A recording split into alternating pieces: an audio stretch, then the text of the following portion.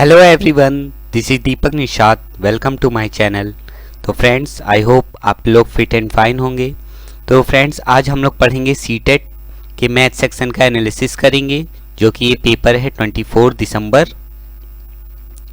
2021 का। ये last year paper है, जो लास्ट बार ऑनलाइन सीटेट हुआ था उसका ये पेपर है। उसमें आज हम लोग मैथ सेक्शन का एनालिसिस करेंगे।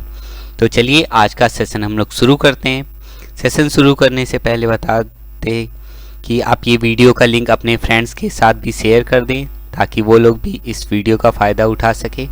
तो चलिए विदाउट टाइम वेस्टिंग आज का पहला क्वेश्चन हम लोग पढ़ते हैं। क्वेश्चन नंबर 1 है, Radha, Manish, Rajesh and Asa want to divide 137 marble among them. If each one want equal number of marble, how many more marble has to be added to a given collection of a marble? देखिए, ये बहुत simple question है divide का।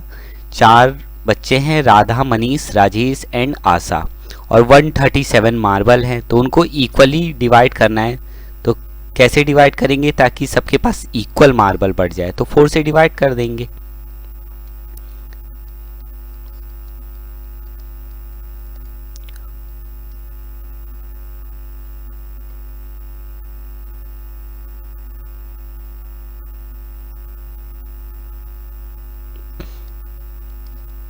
देखिए यहाँ पे क्या है, 1 रिमाइंडर बचा है। अगर 34 जो है इक्वली डिवाइड हो जाएंगे, लेकिन एक एक्स्ट्रा बच जा रहा है।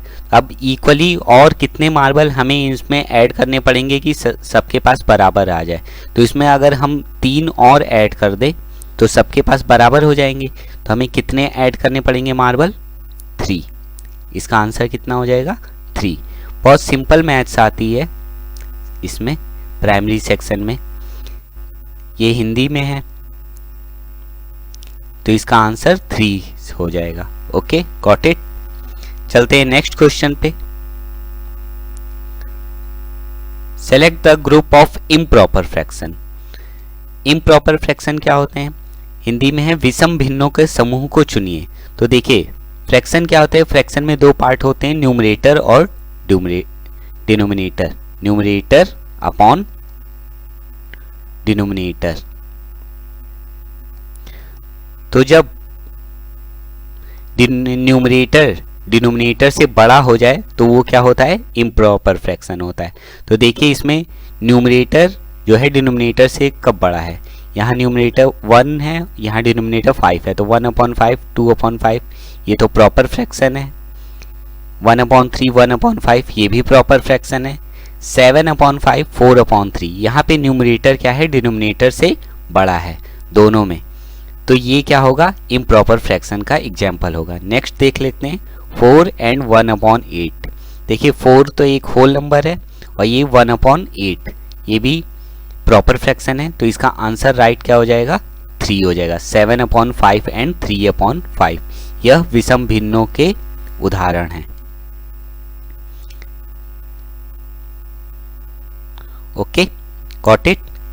चलते हैं नेक्स्ट क्वेश्चन पे। What will be the sum of different prime factor of the number 27720? तो देखिए, इसके प्राइम फैक्टर कर लीजिए। 27720 इसके जो प्राइम फैक्टर्स है उनके सम पूछ रहा है। तो यहां पे डिवाइड करेंगे इसको।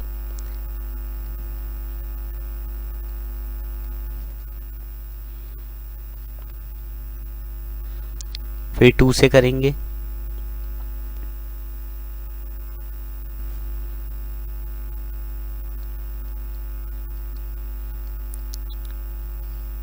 फिर 2 से करेंगे,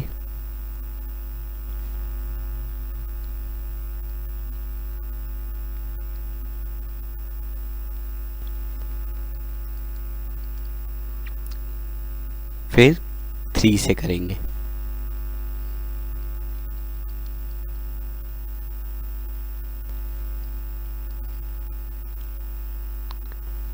फिर 3 से करेंगे, फिर ये किससे जाएगा? 5 से जाएगा, फिर 7 से और ये 11, फिर ये 11 से करेंगे तो देखिए ये इसके प्राइम फैक्टर कौन कौन से हो गए, 2 हो गया, 3 हो गया, 5 हो गया, 7 हो गया और 11 हो गया। इन सभी का सम कर देंगे, 2 + 3 + 5 + 7 + 11, तो इनका सम कितना आ जाएगा 28। ओके, तो इसका आंसर राइट आंसर क्या हो जाएगा 28। हिंदी में पढ़ लेते हैं। 27,720 के अभाज्य गुणनखंडों का योग क्या होगा। तो जो जो अभाज्य गुणनखंड होंगे उन सभी का योग निकालना, तो इसका राइट आंसर कितना हो जाएगा 28। Okay, got it. चलते हैं नेक्स्ट क्वेश्चन पे। Mohan has some toffees. Mohan एक लड़का है जिसके पास सम टॉफीज है। He gave 1/3 to Amar, 1/4 to Akbar, 1/6 to Anthony and 1/12 to Charanpreet. 1 dozen toffee are still left with Mohan. How many toffee Mohan had initially. तो इतनी इतनी टॉफी उसने बांट दी है, मोहन अभी भी उसके पास 1 डजन टॉफी बची है। तो जो है कि क्या होगा, पहले उसके पास कितनी टॉफी थी, बांटने से पहले उसके पास कितनी टॉफियां थी, ये हमें बताना है।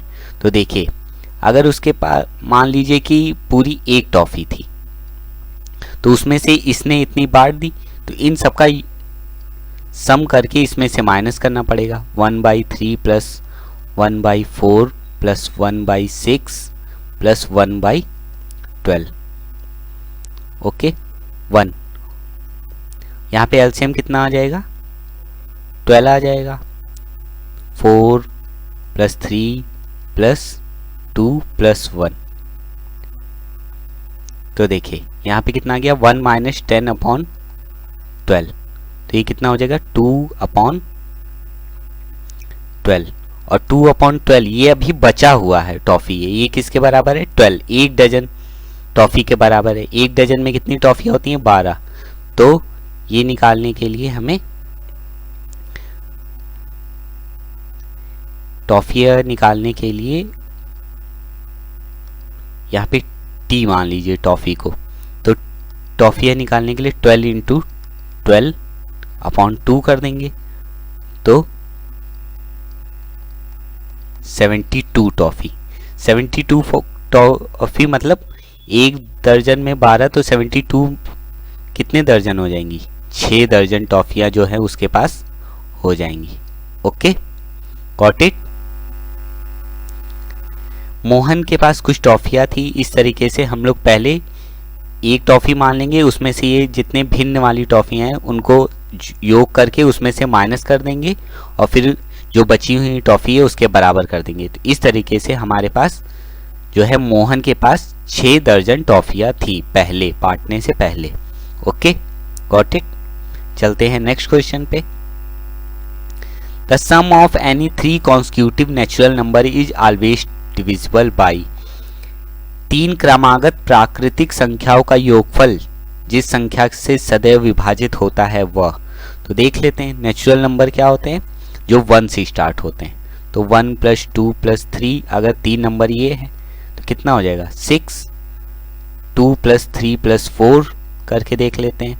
2 + 3 5, 5 + 4 9, 3 + 4 + 5 करके देख लेते हैं। 3 + 4 7, 7 + 5 12। तो देखिए किसके मल्टीपल आ रहे हैं 3 के।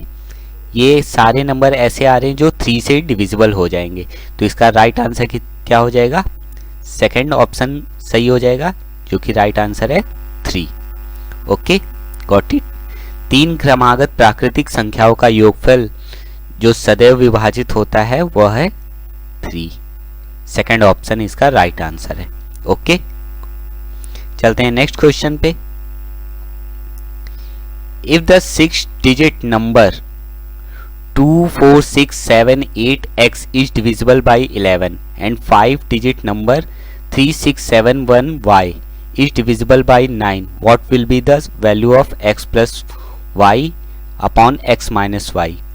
देखिए एक 6 डिजिट नंबर है और एक 5 डिजिट नंबर है। तो जो 6 डिजिट नंबर है वो 11 से डिविजिबल है और जो 5 डिजिट नंबर है वो 9 से डिविजिबल है। तो हमें इसमें डिविजिबिलिटी टेस्ट जानना जरूरी है कि 11 से डिविजिबल होने के लिए किसी नंबर को क्या कंडीशन होनी चाहिए। तो देखिए 2, 4, 6, 7, 8x।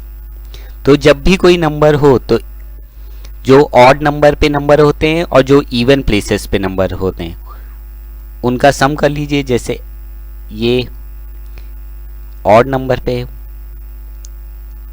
और ये इवन पे है, सॉरी। तो 2 + 6 + 8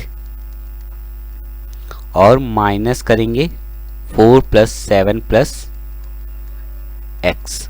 तो 2 + 6 + 8 कितना हो जाएगा 16 और ये में कितना हो जाएगा 7 + 4 11 + 5 11 + x। तो देखिए ये जो इवन नंबर पे इवन प्लेसेस पे जो नंबर थे उसमें से ऑड नंबर वाले ऑड प्लेसेस वाले नंबर को माइनस करेंगे तो कंडीशन क्या जो रिजल्ट होना चाहिए वो 0 होना चाहिए। तो 16 - 11 + x क्या करे कि 0 आ जाए। तो यहाँ पे x की वैल्यू क्या होनी चाहिए 5 होनी चाहिए। 16 - 11 + 5 करेंगे तभी तो यहाँ पे 0 आएगा। तो x की वैल्यू क्या होनी चाहिए 0, सॉरी x की वैल्यू क्या होनी चाहिए 5।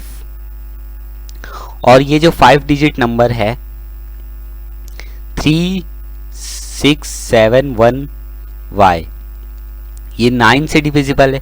तो 9 से डिविजिबल होने के लिए क्या कंडीशन होना चाहिए, सभी का सम क्या है वो 9 का मल्टीपल होना चाहिए। सारे नंबरों को ऐड करके हम तो करें तो ऐसा नंबर होना चाहिए जो 9 का मल्टीपल हो। तो कर लेते हैं 3 + 6 + 7 + 1 + y। तो 3 + 6 कितना हो गया 9, 9 + 8 17। अब 17 देखिए 18 9 का मल्टीपल होता है और यहाँ पे 17 ही है। तो इस y की वैल्यू 1 रख दे तो 17 + 1 18 हो जाएगा और 18 जो है 9 से क्या होता है डिविजिबल होता है। तो y की वैल्यू क्या हो जाएगी यहाँ पे 1। तो हमें क्या निकालना था x + y और x - y। तो x + y करेंगे तो 5 + 1 / 5 - 1 तो 6/4 हो जाएगा। 6/4 को क्या लिख सकते हैं 3/2। तो 3/2 ऑप्शन है, हाँ यहाँ पे फर्स्ट ऑप्शन है। ओके, आई होप आप लोग को समझ में आया होगा। वीडियो का लिंक अपने फ्रेंड्स के साथ ज़रूर शेयर कर दीजिएगा। चलते हैं हम लोग नेक्स्ट क्वेश्चन पे। इसका ऑप्शन 3/2 हो जाएगा x + y / x - y की वैल्यू। ओके, चलते हैं नेक्स्ट क्वेश्चन पे। Find the odd one out. देखिए इसमें से ऑड एक विषम निकालना है, अलग छांटना है। Octahedron, cube, tetrahedron, pentagonal, prism. Hindi में देख लेते हैं, अलग छाटिए। अष्टफलक, घन, चतुर्पार्श्वीय और पंचभुजाकार प्रिज्म। तो इसका जो राइट आंसर सीटेट ने माना है, आंसर की में दिया है वो 4th है, पंचभुजाकार प्रिज्म। ओके, ये अलग है इन बाकी तीनों से। चलते हैं नेक्स्ट क्वेश्चन पे। The diagonal of a quadrilateral bisect each other at 90 degree. The quadrilateral can not be. एक क्वाड्रिलेटरल है जिसके डायगोनल 90 डिग्री पे कट करते हैं, तो वो क्वाड्रिलेटर कौन सा नहीं हो सकता है। देखिए क्वाड्रिलेटर क्या होता है जिसकी 4 भुजाएं होती हैं।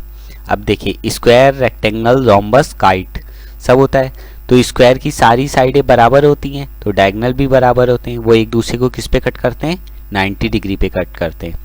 रेक्टेंगल की देखिए जो अपोजिट भुजाएं होती है, विषम भुजाएं होती हैं, विपरीत भुजाएं, वो बराबर होती हैं। तो रेक्टेंगल ऐसा भी हो सकता है। तो डायगोनल जरूरी नहीं कि इसके 90 डिग्री पे ही कट करे। ये एंगल बहुत छोटा भी हो सकता है। ओके, बाकी रोम्बस की तो प्रॉपर्टी होती है कि उसके डायगोनल 90 डिग्री पे कट करते हैं और काइट के भी डायगोनल 90 डिग्री पे कट करते हैं। तो इसमें से पूछ रखा है हमें the quadrilateral is can not be, इनमें से कौन सा वो चतुर्भुज नहीं हो सकता है। तो इसका राइट आंसर क्या हो जाएगा, रेक्टेंगल। ओके, आयत इसका राइट आंसर हो जाएगा। Got it. चलते हैं नेक्स्ट क्वेश्चन पे। If the side of the square is double the area of the square will be, अगर किसी वर्ग की भुजा को क्या कर दिया जाए, डबल कर दिया जाए, तो उसका जो क्षेत्रफल होगा क्या होगा। देखिए पहले मान लीजिए a है और अगर उसकी भुजा जो है डबल कर दी जाए, 2a कर दी जाए, तो इसका क्षेत्रफल क्या होगा, a into A that is a square, और इसका क्या होगा 2a into 2a that is 4a square. तो देखिए 4a स्क्वायर, यहाँ a स्क्वायर सेम है, तो ये क्षेत्रफल कितना बढ़ गया, 4 गुना बढ़ गया। तो अगर किसी वर्ग की भुजा दुगनी कर दी जाए तो उसका क्षेत्रफल कितना टाइम्स बढ़ जाएगा, 4 गुना बढ़ जाएगा पिछले वाले से। ओके, इसका राइट आंसर हो जाएगा 4 गुना। चलते हैं नेक्स्ट क्वेश्चन पे। Size of small packet of biscuit is 12 centimetre, 5 centimetre, 3 centimetre. A wholesaler want to pack these small packet in a box whose internal measurement is 0.5 meter, 0.25 meter and 18 centimeter.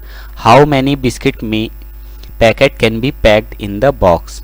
देखिए एक biscuit के packet का, एक छोटे biscuit के packet का dimension दे रखा है और जिस बड़े जो कार्टन होता है उसका एक डायमेंशन दे रखा है। तो कह रहा है कि वो बड़े कार्टन में कितने पैकेट्स आ सकते हैं बिस्किट के, ये पूछ रखा है। तो क्या करेंगे, जो बड़े डब्बे का डायमेंशन होगा उसको छोटे पैकेट के डायमेंशन से डिवाइड कर देंगे, वॉल्यूम से डिवाइड कर देंगे।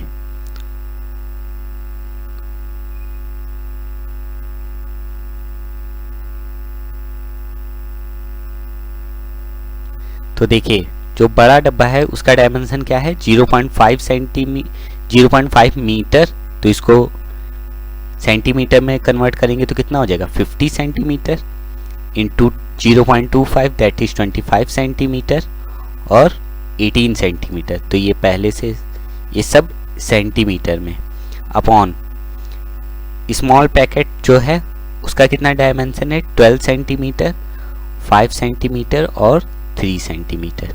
ओके, तो इसको डिवाइड कर देते हैं 6 से, 2 से, 2 5 जा 10, 10 से 5 कट जाएगा, तो 5 से मल्टीप्लाई कर देंगे 25 को, तो कितने पैकेट बड़े कार्टन में आ सकते हैं, एक बिस्किट के 125 पैकेट्स आ सकते हैं। Okay, got it.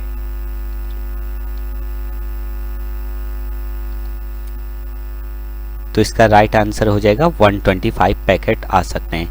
इस बक्से में कितने बिस्किट के पैकेट आ सकते हैं, इसका राइट ऑप्शन है सेकंड।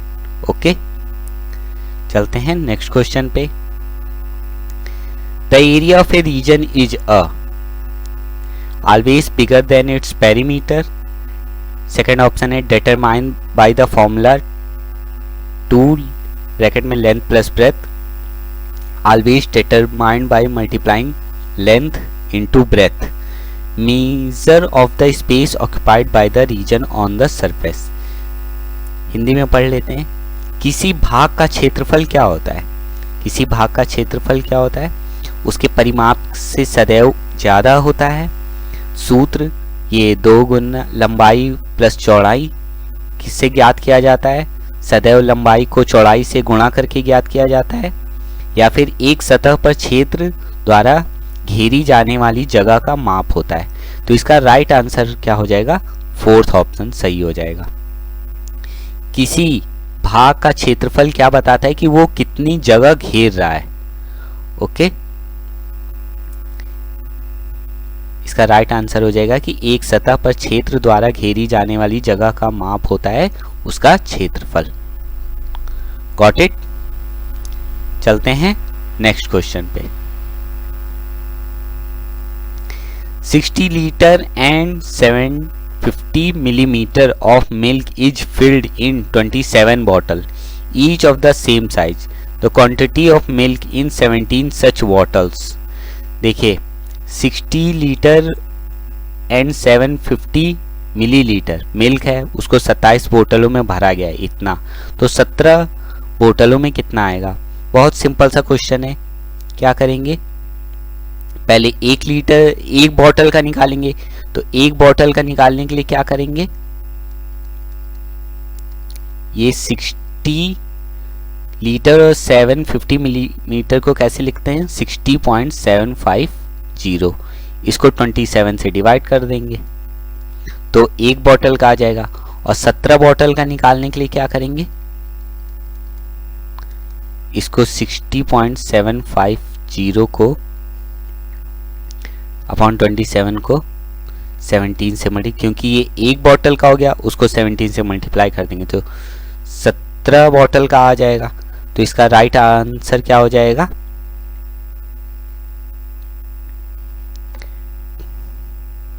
38 litre and 250 millilitre.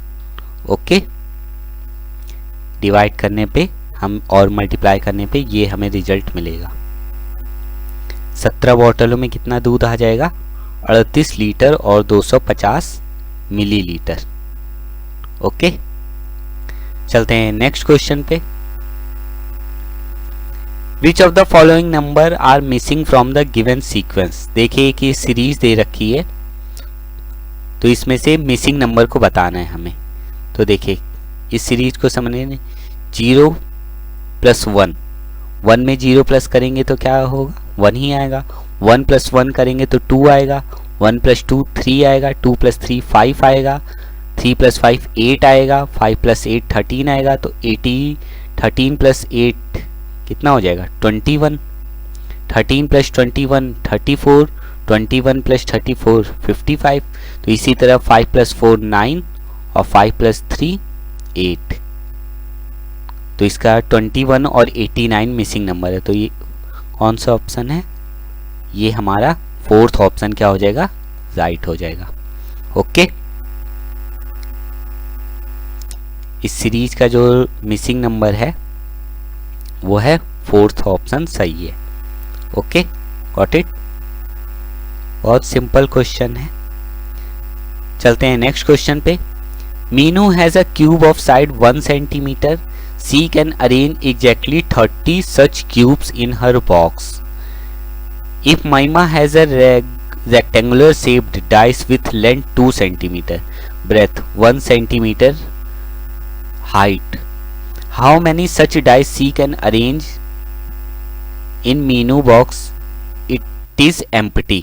देखिए 1 सेंटीमीटर का क्यूब है जिसको मीनू जो है 30 क्यूब्स को अरेंज कर देती है, लेकिन महिमा के पास क्या है, 2 सेंटीमीटर के क्यूब्स हैं लंबाई के, और 1 सेंटीमीटर ब्रेथ है, 1 सेंटीमीटर हाइट है। तो बस खाली लंबाई बढ़ी है, तो वो कितने ऐसे क्यूब्स को अरेंज कर सकती है। How many such dice she can arrange if Meenu box is empty. उसी बॉक्स में महिमा को भी अरेंज करना है। तो देखिए लंबाई बढ़ गई है, बाकी चौड़ाई और वो तो है ये। तो 1 सेंटीमीटर वाले क्यूब को महिमा 30 अरेंज कर रही थी, 30 क्यूब को भर दे रही थी। तो अगर महिमा उसमें भरेगी उसी बॉक्स में 2 सेंटीमीटर वाले क्यूब को, तो कितने भर देगी, 15। उसी बॉक्स में 15 क्यूब को वो अरेंज कर सकती है। Okay, got it.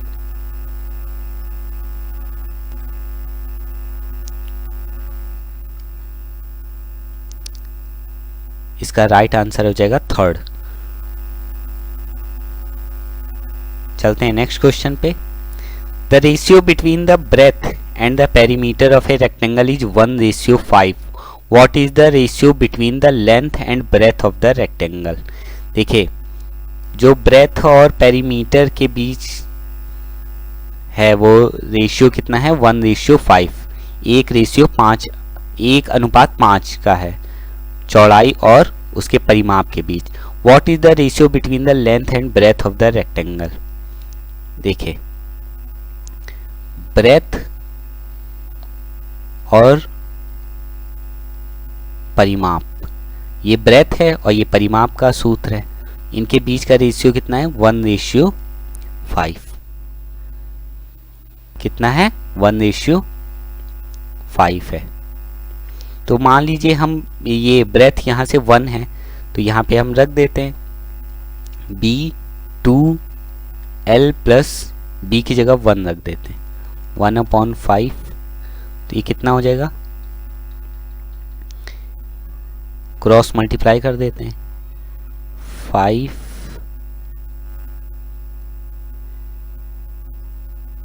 B, ये हो जाएगा 2L प्लस 2। ये B यहाँ नहीं रखते हैं, इसको इधर कर देते हैं 5 माइनस 2 कर देते हैं अपॉन 2L। तो ये हो जाएगा 2L। L की वैल्यू निकालेंगे तो 3/2 आ जाएगा और यहाँ पे ये B हो जाएगा। तो L और B का रेशियो कितना हो जाएगा 3:2, 3:2। इसका राइट आंसर कितना हो जाएगा 3:2। फर्स्ट ऑप्शन सही हो जाएगा। ओके, एक आयत की चौड़ाई और परिमाप के बीच का अनुपात 1:5 है, 1:5 है, तो आयत की लंबाई और चौड़ाई के बीच का अनुपात क्या होगा, ये फर्स्ट ऑप्शन 3:5। ओके, चलते हैं नेक्स्ट क्वेश्चन पे। अब देखिए ये 15 क्वेश्चन सब्जेक्टिव थे, न्यूमेरिकल टाइप के थे। अब यहाँ से पेडागॉजी स्टार्ट हो जाती है, 15 क्वेश्चन पेडागॉजी के होंगे। तो चलिए क्वेश्चन शुरू करते हैं। A class 5 mathematics teacher, Mr. Jacob, gave the following 2-word problem to his student. Mister class 5th के टीचर हैं मिस्टर जैकब, वो 2-word प्रॉब्लम देते हैं स्टूडेंट को।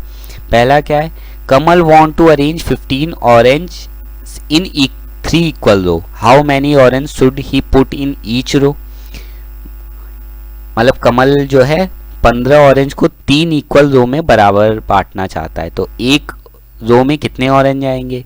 सेकंड है, Kamal wants to arrange 15 orange in row such that there are 5 orange in each row. Kamal जो है 15 orange को इस तरह सजाना चाहता है कि हर रो में 5 ऑरेंज आए। तो how many such row can be made, कितनी रो बनाई जा सकती है। Which of the following statement is true in the given situation, इनमें से कौन सा कथन सही है। पहला ऑप्शन है, posing 2 similar word problem was not required as both involve division operation. Second है, the teacher has the clarity on different type and sub type of word problem that exist under division structure. Third option है, both the problem are based on equal sharing structure of division. And the fourth option is the teacher want to student to learn the multiplication table of 3 and 5। तो इनमें से हमें सबसे सही जो कथन है वो चुनना है कि टीचर का उद्देश्य क्या है। तो देखिए जो टीचर का उद्देश्य है, सेकंड ऑप्शन ज़्यादा सही लग रहा है, the teacher has the clarity on different type and sub type of word problem that exist under division and structure. वो इस तरह के क्वेश्चन को बताना चाहता है, मतलब एक तरह के क्वेश्चन को अलग अलग तरीके से क्लैरिफाई करना चाहता है जो डिवीजन के अंडर आते हैं। तो इसका राइट आंसर क्या हो जाएगा, सेकंड ऑप्शन सही हो जाएगा। हिंदी में देख लेते हैं। अध्यापक को भाग्य संरचना के अंतर्गत आने वाली विभिन्न शाब्दिक समस्याओं के प्रारूप और उप प्रारूप की स्पष्टता है। ओके, तो इसका राइट आंसर क्या हो जाएगा, सेकंड ऑप्शन सही हो जाएगा। Got it. चलते हैं नेक्स्ट क्वेश्चन पे। Which of the following is not a suggested strategy to enhance foundation numeracy skill.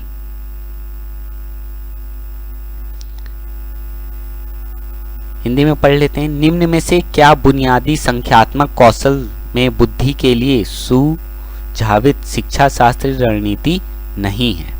देखिए न्यूमेरेसी स्किल फाउंडेशन मतलब शुरुआती प्राइमरी लेवल पे बच्चों को गिनती सिखाने के लिए क्या चीज़ सही नहीं है। यूज़ ऑफ मैनिपुलेटिव मतलब हार्ड ऑब्जेक्ट्स, ये तो सही है।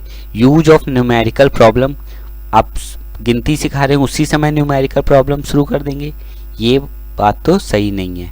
Use of stories, rhymes and games, ये भी सही है। इंस्ट्रक्शन इन मदर टंग, ये भी बात सही है प्राइमरी लेवल पे। यूज ऑफ मैनिपुलेटिव्स, ये भी सही था। तो इसमें से क्या सही नहीं पूछा था, तो क्या नहीं हो सकता है सही, तो हमारा ऑप्शन सेकंड सही हो जाएगा। ये गिनती सिखाने के लिए प्राइमरी लेवल पे सही नहीं है, न्यूमेरिकल प्रॉब्लम ही पहले नहीं कर देंगे। हिंदी में पढ़ लेते हैं। निम्न में से क्या बुनियादी संख्यात्मक कौशल में बुद्धि के लिए सुझावित शिक्षा शास्त्र रणनीति नहीं है? हस्त कौशल सामग्री का उपयोग, ये तो बहुत सही है। संख्यात्मक प्रश्नों का उपयोग, ये सही नहीं है। कहानियाँ, कविता और खेलों का उपयोग, ये सही है। और मातृभाषा में निर्देश देना, ये भी सही है। Okay, got it. तो हमारा सेकंड ऑप्शन सही है यहाँ पे। चलते हैं नेक्स्ट क्वेश्चन पे। Identify the most appropriate activity for introducing the concept of shapes to primary class student. जो प्राइमरी क्लास के लेवल पे जो है बच्चों को शेप्स मतलब आकार के बारे में बताने के लिए सबसे उपयुक्त क्या सही है? Students should be provided with opportunity to share their experience related with different object material around them. देखिए ये ऑप्शन सबसे सही लग रहा है कि स्टूडेंट को अवसर प्रदान करना, अपॉर्चुनिटी प्रदान करना, ताकि वो एक्सपीरियंस को शेयर कर सके डिफरेंट ऑब्जेक्ट या मटेरियल से रिलेटेड। ये ऑप्शन तो सही है। बाकी ऑब्जेक्ट पर picture of different shape should be shown on A chart of student. Picture दिखाना बच्चों को, बहुत अलग अलग आकार वाले चार्ट दिखाना, ये भी सही है। Teacher should draw different shape on black board and introduce it one by one. Teacher को एक एक ड्रॉ करके दिखाना क्लास में, तो वो रियलिस्टिक नहीं होगा, उतना प्रैक्टिकल पॉसिबल भी नहीं है। थर्ड है डेफिनेशन बताना, ये तो एकदम ही सही नहीं है। तो सबसे सही क्या है? बच्चों को अवसर प्रदान करना कि उन्होंने किस किस तरह से, बच्चों से डायरेक्ट पूछना कि आपने किस किस तरह की चीज़ें हम लोग डेली लाइफ में यूज करते हैं। तो ये सबसे बेस्ट ऑप्शन है, फर्स्ट। हिंदी में पढ़ लेते हैं। बच्चों को अपने चारों ओर के विभिन्न वस्तुओं, पदार्थों से संबंधित अपने अनुभव को साझा करने का अवसर दिया जाना चाहिए। तो ये फर्स्ट ऑप्शन सही है। Okay, got it. चलते हैं नेक्स्ट क्वेश्चन पे। Which of the following steps are not involve in problem solving? Problem solve करने में कौन से स्टेप्स नहीं इन्वॉल्व होता है?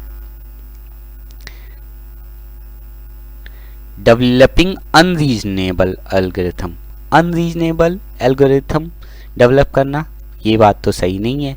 Formulation of the plan, plan बनाना। इंटरप्रेटिंग द आंसर, ये भी सही है। अंडरस्टैंडिंग द प्रॉब्लम, प्रॉब्लम को समझना, ये भी सही है। हिंदी में पढ़ लेते हैं। इनमें से कौन सा सोपान चरण समस्या समाधान में शामिल नहीं है? अविवेचित कलन विधि का विकास करना, ये ऑप्शन गलत है। योजना का प्रतिपादन करना, ये सही है। उत्तर परिणाम को प्रतिपादित करना, ये भी सही है। समस्या का स्पष्टीकरण करना, ये भी सही है। तो हमसे पूछा था कौन सा शामिल नहीं है, तो हमारा फर्स्ट ऑप्शन क्या हो जाएगा? सही हो जाएगा। Got it. अविवेकी मतलब unuseful, unreasonable object, unreasonable thoughts किस लिए बनाना, ये ऑप्शन समस्या को समाधान नहीं करेगा, समस्या को और उलझा के रख देगा। तो ये ऑप्शन शामिल नहीं होता, इसलिए हमारा फर्स्ट ऑप्शन सही है, क्योंकि हमसे पूछा ही गलत था। Okay, got it. चलते हैं नेक्स्ट क्वेश्चन पे। Radha has rupees 450 and Seena has rupees 550. How much more money does Seena have with Radha? A child is asked to solve the our word problem. The child solved it as 450 plus 550. What may be the most probable reason for the answer? देखिए राधा एक word problem है जिसमें राधा के पास 450 रुपए हैं और सीना के पास 550 रुपए है। एक बच्चे से पूछा गया कि सीना के पास राधा से कितने ज़्यादा पैसे हैं, तो उसने प्रॉब्लम को कैसे सॉल्व कर दिया, दोनों को जोड़ दिया। तो इसमें क्या प्रॉब्लम हो सकती है बच्चे के साथ? The child has poor reading skill, child को पढ़ना नहीं आता बच्चे को, ये ऑप्शन तो सही नहीं लग रहा है।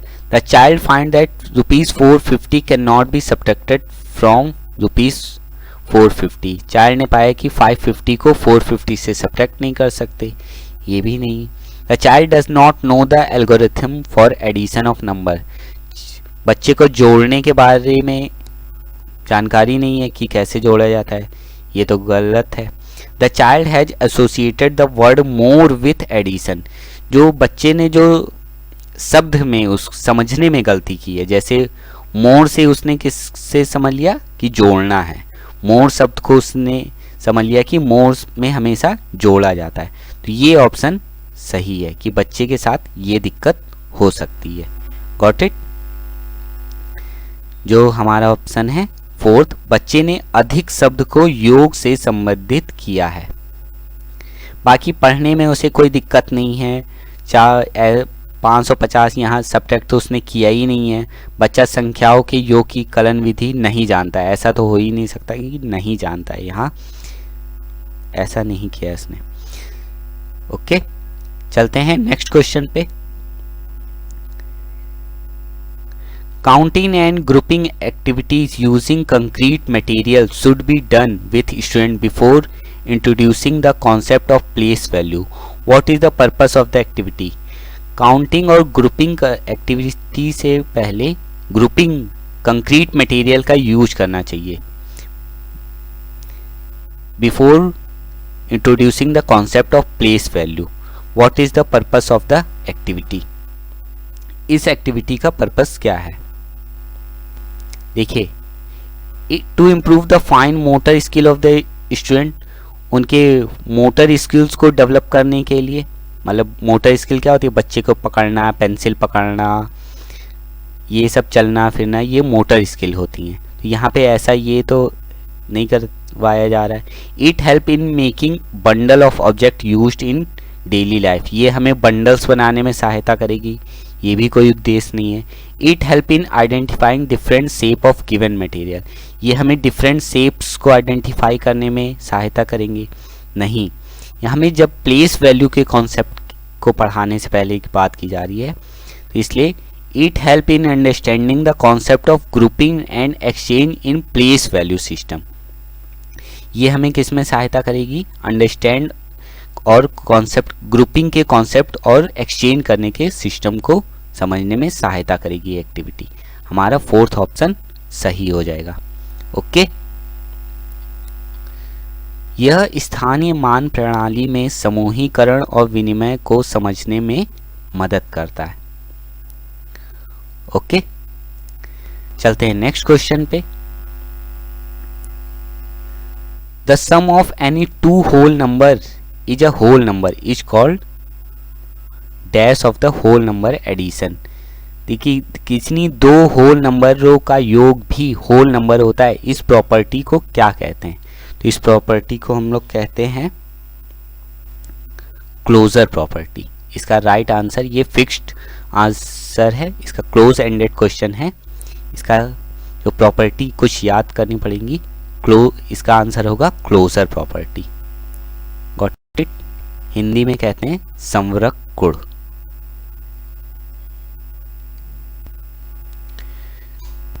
किन्हीं दो पूर्ण संख्याओं का योग एक पूर्ण संख्या होता है, यह योग का संवरक गुण कहलाता है।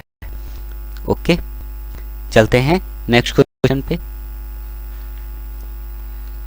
Holistic thinking is an important first step in learning of geometry according to the Van Hiele theory because. Holistic thinking Hindi में पढ़ लेते हैं। वैन हीले के सिद्धांत के अनुसार ज्यामिति के अधिगम के लिए प्रथम महत्वपूर्ण पद संपूर्ण चिंतन है, क्योंकि देखिए होलिस्टिक थिंकिंग मतलब संपूर्ण चिंतन का क्या वो है। ऑप्शन पढ़ लेते हैं। It is the basis for analysing shapes and developing visualisation skill. It help the child to memorise the name of geometrical shape. Third है it help in child to score better marks in geometry. Fourth है it help the child to solve 10 gram puzzles.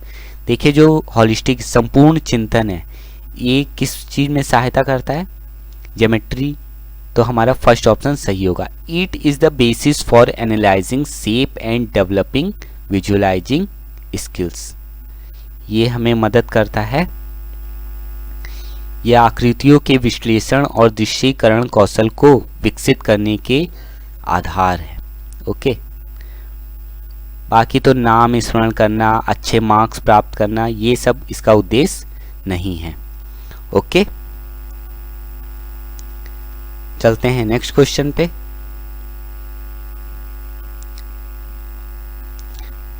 A teacher asks her student to make a greatest 4-digit number using any 4-digit with the condition that 5 should be fixed at one's place. This is an example. एक teacher है अपने बच्चे से पूछती है कि greatest 4-digit number बताना है, कंडीशन उसमें ये है कि जो है 5 है वो वंस प्लेस पे फिक्स्ड होना चाहिए। तो ये किस तरह का क्वेश्चन है, तो देखिए 4-digit नंबर अगर बनाना है तो ऐसे 4-digit नंबर होगा। सबसे बड़ा 4-digit नंबर 9999 ये होता है, लेकिन कंडीशन क्या बता दी गई कि 5 यहाँ पे वंस प्लेस पे होना चाहिए, इकाई अंक पे होना चाहिए, बाकी जो है कोई भी नंबर ले सकते हैं।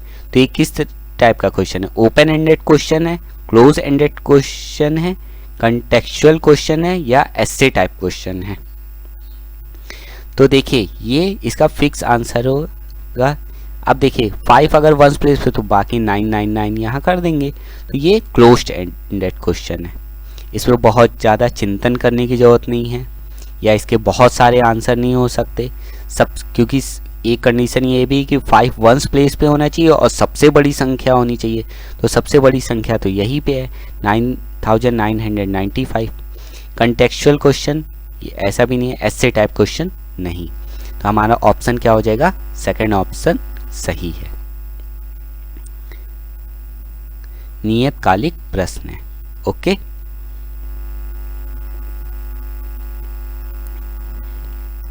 Which of the following is the most appropriate for representation of decimal number? Decimal number के रिप्रेजेंटेशन के लिए जो है कौन सा मोस्ट अप्रोप्रिएट वो रहेगा, 10 gram, Dienes block, grid paper, number chart. तो देखिए ये TLM है, टीचिंग लर्निंग मटेरियल, तो इसका ऑप्शन है थर्ड, ग्रिड पेपर जो है सबसे मोस्ट अप्रोप्रिएट रहेगा। दशमलव संख्याओं का प्रतिनिधित्व करने के लिए निम्न में से कौन सा अति उपयुक्त है, grid paper and graph paper, हमारा थर्ड ऑप्शन सही है। ओके, चलते हैं नेक्स्ट क्वेश्चन पे। Which among the following statements related to mathematics is are correct? इनमें से कुछ स्टेटमेंट दे रखे हैं जो मैथमेटिक्स से रिलेटेड कौन से सही है। Mathematical problem should be solve by method given in text book. Mathematical problem को सिर्फ जो मेथड टेक्स्ट बुक में जो मेथड दिए रहते हैं उनसे सॉल्व किया जाना चाहिए। Mathematic involve number and number concept only. Mathematics में सिर्फ नंबर और या नंबर से जुड़े संख्या या संख्या से संबंधित ही प्रॉब्लम होते हैं। Solving mathematical problem enhance critical thinking. Maths की प्रॉब्लम को सॉल्व करना क्या होता है, हमारी चिंतन को एनहेंस करता है, सोच को वो करता है। तो इसमें क्या सही है, तो देखिए फर्स्ट ऑप्शन तो सही नहीं है कि सिर्फ टेक्स्ट बुक से, हम उसको कैसे भी कर सकते हैं। मैथमेटिक्स में सिर्फ नंबर या नंबर से कॉन्सेप्ट भी नहीं होते। अब देख जैसे अलजेब्रा होता है तो वो सब बहुत ज़्यादा उसमें वो नहीं होता है, नंबर्स का बहुत ज़्यादा खेल नहीं होता है। और भी बड़ी क्लास में जाएंगे तो वहाँ पे भी हमें नंबर से रिलेटेड नहीं अलजेब्रा टाइप की मैथ्स मिलती है।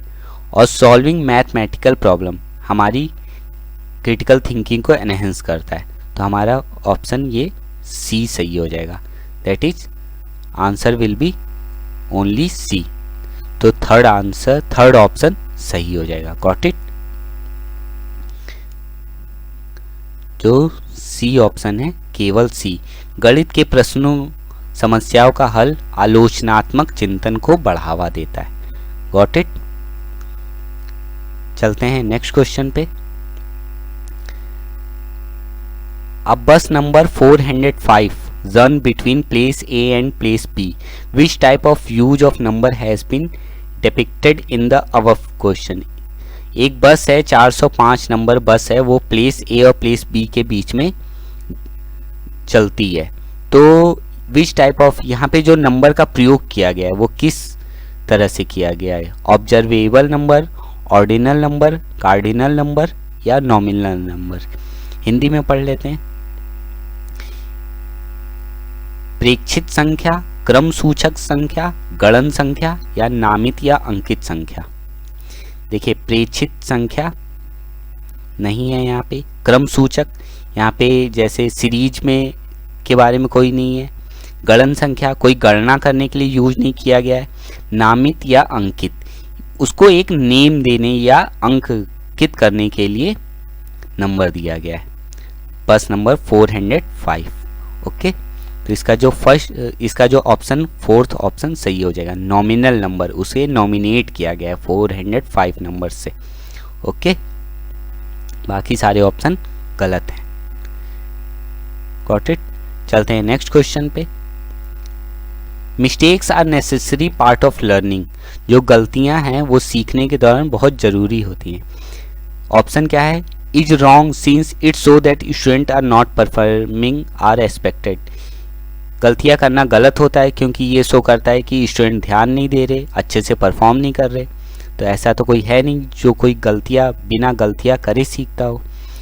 सेकेंड ऑप्शन है is correct since it will provide opportunity to both teacher and student to analyse the mistake and address them effectively. ये ऑप्शन सही, क्योंकि ये गलती करने से, गलती अगर होती है तो टीचर और स्टूडेंट दोनों को एक अवसर प्रदान करता है कि मिस्टेक को एनालाइज किया जाए और उसको और बेहतर ढंग से सॉल्व किया जाए। थर्ड ऑप्शन है is correct since it show that student are not learning because the math teacher is not efficient. ये गलतियां करना सही है क्योंकि ये शो करता है कि स्टूडेंट सही से नहीं कर रहे क्योंकि टीचर सही नहीं है। फोर्थ ऑप्शन है is wrong since learning require accuracy. गलतियां करना गलत है क्योंकि सीखना में एक्यूरेसी बहुत ज़रूरी है। तो ऐसा तो सिर्फ कंप्यूटर ही कर सकता है कि क्रिएट हो एकदम। तो गलतियां तो मैन एक का फैक्टर है एक। तो मिस्टेक्स आर नेसेसरी क्योंकि mistakes are necessary part of learning. तो इसका ऑप्शन सेकंड सही हो जाएगा। Is correct since it will provide opportunity to both teacher and student. Okay, Hindi में पढ़ लेते हैं। अशुद्धियां अधिगम का एक आवश्यक अंग है। यह सत्य है क्योंकि एक शिक्षक और छात्र दोनों के लिए ही अवसर उपलब्ध कराता है। ओके, चलते हैं नेक्स्ट क्वेश्चन पे। Which of the following is a higher goal of mathematics learning according to National Curriculum Framework NCF 2005। Mathematic learning का जो हायर गोल क्या है NCF 2005 के अनुसार? Making a child proficient in solving problem in mathematics. बच्चे को बहुत प्रोफिशिएंट बनाना है मैथ की प्रॉब्लम सॉल्व करने में। सेकेंड है turning out employable adult who can contribute in to social and economic development of the country. एक ऐसे एम्प्लॉयबल एडल्ट को तैयार करना है जो सामाजिक और आर्थिक स्तर पे मतलब देश को सहायता कर सके। Developing the inner resource of a child for मैथमेटाइजेशन of his her mind. Child के अंदर के रिसोर्स को डेवलप करना मैथमेटिक्स के लिए, ये गोल है उसका। या fourth option to develop the knowledge of pattern and number among student के बीच सिर्फ नंबर या पैटर्न्स का नॉलेज क्रिएट करना। तो इसका राइट आंसर क्या है सबसे सही? बच्चे के मस्तिष्क और गणितीकरण करने के लिए उसके आंतरिक संसाधनों का विकास करना। ये प्राइमरी लेवल का क्वेश्चन पेपर है, तो आप प्राइमरी लेवल पे गणित की समस्या को हल करने एकदम प्रवीण बनाना, मतलब एकदम उसको रोबोट या कंप्यूटर बना देना।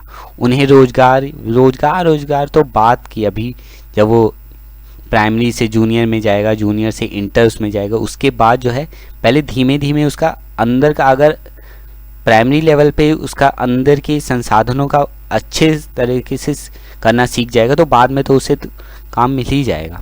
तो ये उद्देश्य नहीं है कि काम देना, उसका उद्देश्य क्या है, बच्चे के मस्तिष्क और गणितीकरण करने के लिए उसके आंतरिक संसाधनों का विकास करना है। ओके, तो हमारा थर्ड ऑप्शन सही हो जाएगा। चलते हैं नेक्स्ट क्वेश्चन पे और लास्ट क्वेश्चन पे। A person say girls are better in mathematics than boy. For this claim, which of the following data will help him? एक पर्सन ने कहा कि girls are better in mathematics in boy, तो इसके लिए कौन सा डाटा हेल्प करेगा? ऑप्शन है getting opinion of many person in the community, अलग अलग पर्सन से कम्युनिटी में उनके ओपिनियन लेना, giving test to the class and comparing the mark obtained by boys and girl, class में टेस्ट लेना और लड़के और लड़कियों के मार्क्स को कंपेयर करना, ये तो सही ऑप्शन नहीं है। थर्ड है his prior experience at home and school, उसके पूर्व के अनुभव घर और स्कूल के। या फिर fourth various research study in the domain of gender and mathematics, various research, तो ये जो फोर्थ ऑप्शन है ये ज़्यादा सही है। फॉर दिस क्लेम, इसके इस कथन के पीछे जो डाटा हेल्प करेगा, वेरियस रिसर्च जो है या स्टडीज जो जेंडर पे आधारित हुई होंगी वो ज़्यादा इसको सपोर्ट करेंगी। इसका ऑप्शन क्या है? जेंडर और गणित के क्षेत्र के विविध शोध का अध्ययन। Okay, got it. तो ये था आज का लास्ट क्वेश्चन। आज के लिए बस इतना ही। तो फ्रेंड्स, आप लोग को सेशन कैसा लगा कमेंट करके ज़रूर बताइए। कोई प्रॉब्लम हो तो उसे ज़रूर कमेंट कीजिए, उसका सॉल्यूशन दिया जाएगा। और ये वीडियो का लिंक जो है अपने फ्रेंड्स के साथ ज़्यादा से ज़्यादा शेयर कर दीजिए और चैनल को सब्सक्राइब कर दीजिए। आज के लिए बस इतना ही। बहुत बहुत थैंक यू।